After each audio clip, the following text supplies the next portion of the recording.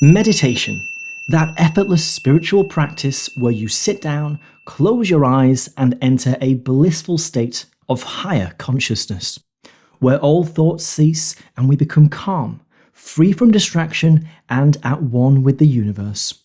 At least, that's what's supposed to happen, right? We sit down expecting this brilliant experience where we connect with our higher being, only to find that actually it's frustrating, it's difficult, and it feels overwhelming even to realise just how busy our minds actually are. I think one of the reasons we stop meditating is that our experience when we're starting out just doesn't live up to the expectations we have of what meditation will be like. It's for exactly this reason that even after years and years of practicing, I had still never developed a real meditation habit that was consistent.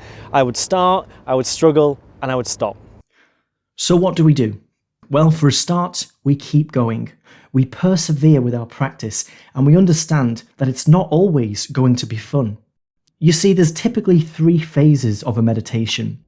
In phase 1, I usually go through at least 10 minutes of what I call uncontrolled thought, where my mind is just constantly jumping from worries to plans about the future to memories of the past.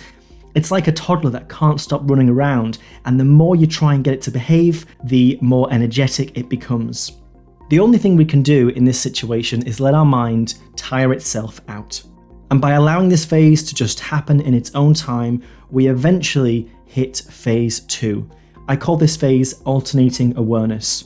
And I'll usually spend another 10 minutes or so switching between periods of present moment awareness and then drifting back into thought. Finally, in usually the last few minutes of my meditation, I'll enter phase 3, deep presence. This is where we get those true moments of inner calm, where the body and mind become very still and we get a few precious glimpses of what it feels like to be completely present in the moment. The important insight to take away from all this is that at least when we're starting out, the majority of the time you spend meditating isn't going to be blissful zen. It's going to be frustrating, difficult, annoying, even boring. But that is all okay because it's leading us to this final stage where we enter this deep presence, and that is all part of the same process.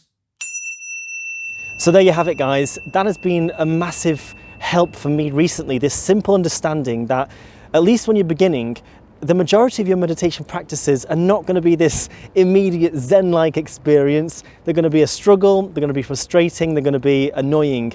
But that's okay, we can accept that because it's all part of the process, and that you can't get to those glimpses of presence at the end without going through the beginning first. So I really hope that this simple insight can help you guys as much as it has me.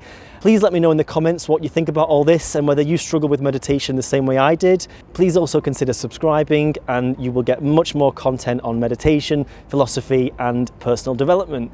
All right, good luck with your practice. Bye for now.